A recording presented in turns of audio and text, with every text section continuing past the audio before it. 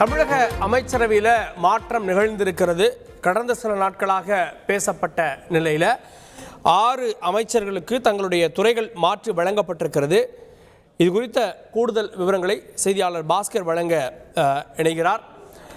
அமைச்சர் திரு பொன்முடி அவர்கள் உயர்கல்வித்துறை அமைச்சர் பொறுப்பிலிருந்து வனத்துறை அமைச்சராக மாற்றப்பட்டிருக்கிறார்.